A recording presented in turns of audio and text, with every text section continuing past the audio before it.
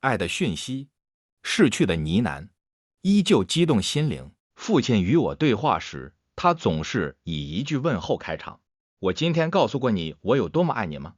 从这句话中，我深刻感受到父亲对我的爱。随着岁月流转，父女之情愈发深厚。到了82岁，他已经有了离世的心理准备，而我也尽力让他摆脱病痛的折磨。我们紧握双手，笑着告别，眼中却流露出泪水。我对他说：爸，等你离开后，希望能接收到你的平安讯息。他笑道：这样的想法荒谬，因为父亲不相信轮回转世。其实我对鬼神之说抱持怀疑，但种种亲身经历仍让我不得不思考另一边的可能性。所谓父女心连心，当父亲离去的瞬间，我心中也彷佛感受到他心脏病发的一瞬。然而碍于医院规定，我无法在他咽下最后一口气时握着他的手。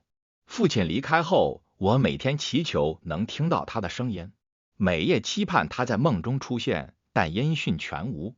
4个月来，我只听到亲友的吊唁声。母亲早在5年前因老年痴呆症离世。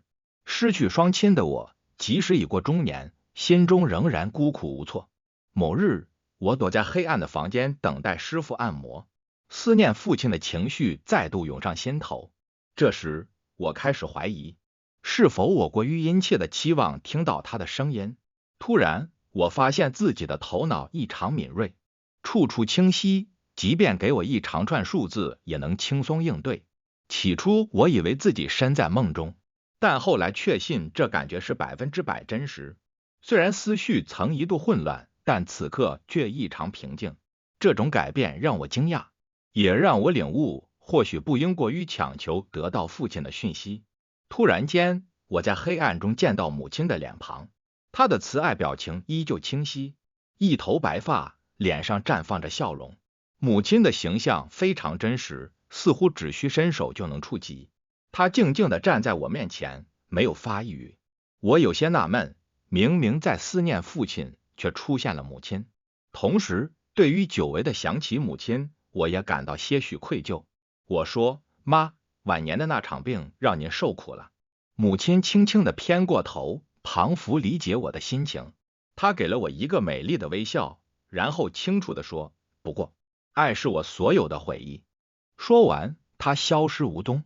房间突然感到微寒，使我不禁打了个冷战。此时我深深感觉到，最重要的是我们曾经互相付出的关怀。